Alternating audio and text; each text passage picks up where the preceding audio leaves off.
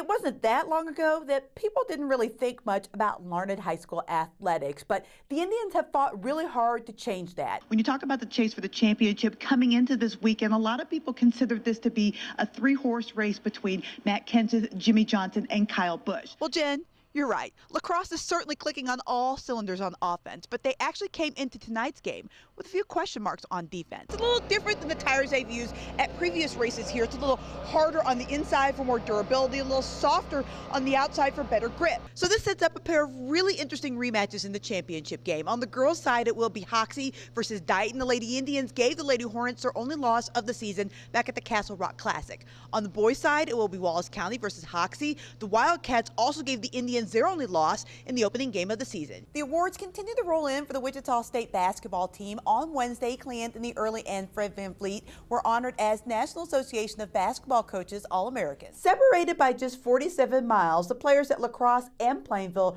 are certainly familiar with each other. And even though their rivalry would probably be considered a new one, it's still got plenty of history. It's like we can't get away from him. When you're getting ready to play a team for the 6th time in 4 seasons, there are very few secrets. We are comfortable playing Plainville just because I think this will be our 6th time playing them.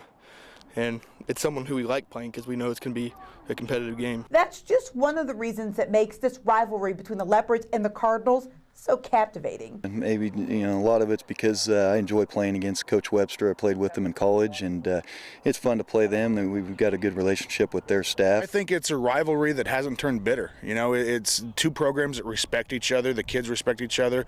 And for the most part, we play good, hard, clean games. And even though the series has been lopsided towards La Crosse, don't for a second think that means that either team is taking Friday's game lightly.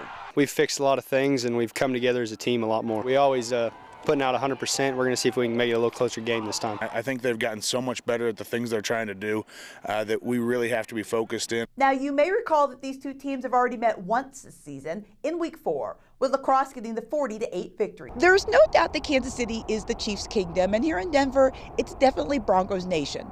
But then there's the state of Kansas, right smack dab in the middle of what may be one of the NFL's biggest rivalries. More pressing than Manning versus Charles or Tamba versus Noshawn Marino. In the state of Kansas, is it a Chiefs state or Broncos?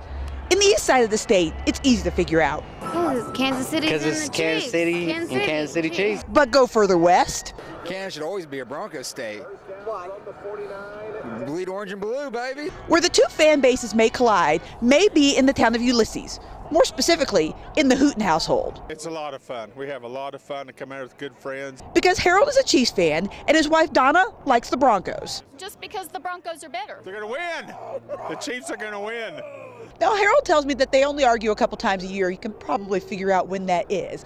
And that he's had to be quiet the last couple of years because the Broncos have had the upper hand in this rivalry. Coming up a little later on in sports, we will tell you if Harold is on his way to having bragging rights once again. In Denver, Heather Williams, Eyewitness Sports. From Eyewitness Sports, this is your Catch It Kansas 2-minute drill.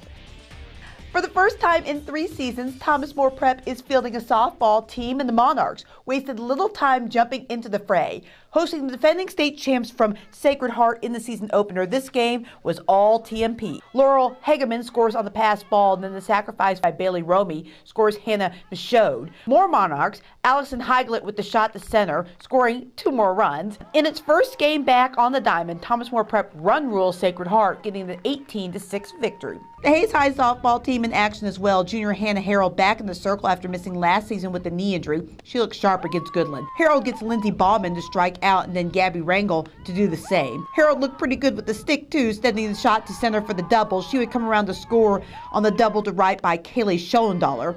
Indians pick up the 7-0 win over the Cowgirls. Last season, the Hayes High baseball team saw its streak of 2 straight 20-win seasons and 2 straight appearances in the 5A state tournament snapped.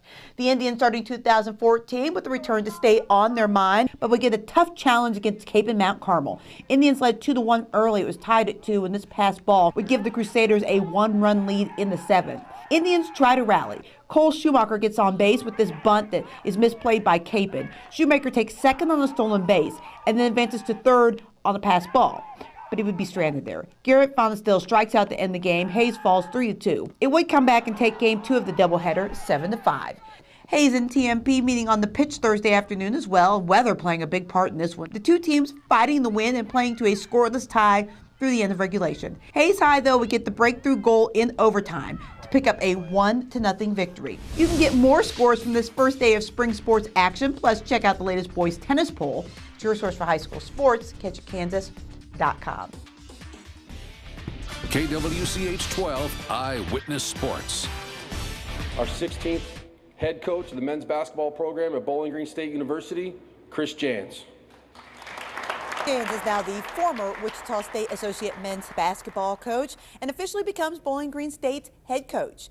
Jans met with his new team, fans, and Falcon alumni this afternoon. He told the crowd how much he's been looking forward to the day he would become a head coach. He spent the last 7 seasons at WSU and the last 3 as the Shockers associate head coach. Jans says he's worked hard for this opportunity, but it is a completely different situation than at Wichita State. I'm not going to sit here and try to compare this place to Wichita State. My mantra is to try to make Bowling Green State University men's basketball program the best basketball program it can be. Did Cleanthony Early make himself a little more money when it comes to the NBA draft this past season? Most experts think he did. Sports Illustrated lists Early as one of the 4 players it thinks upped their draft stock over the weekend. And ESPN's NBA insider, who had Early as the 22nd best prospect before the tournament, also says he improved his stock. On his radio show Monday, Greg Marshall said he would tend to agree. I don't do this for a living, the NBA stuff, but in my opinion, he could have possibly slid into the first round with that performance yesterday and earned himself a couple of $1 million. Kansas freshman Wayne Selden Jr. is returning for his sophomore season with the Jayhawks. He made the announcement this afternoon via Twitter. Selden averaged 9.7 points and 2.5 assists for this past season for KU. Kansas State has officially announced its new women's basketball coach. Jeff Mittie will take over the Lady Wildcats program after spending the last 15 seasons at Texas Christian, where he won more than 300 games. Mittie was also hired over a week ago, so he's already been hard at work. You know, shoot, it feels like I've been here already since I've been here a week now and gotten to work, and it's exciting. It's exciting to be here. The Shocker baseball team is at home tonight against Nebraska. First pitch is scheduled for 6:30. We'll have highlights tonight at 10. The high school spring sports season is underway. Find the schedules for your favorite sport and team at KetchitKansas.com. Can you believe there are actually high school soccer games tonight? Weren't we just playing basketball? Yeah, it's a sign of spring. Yes. All right, Thankfully. Well, we'll be right back.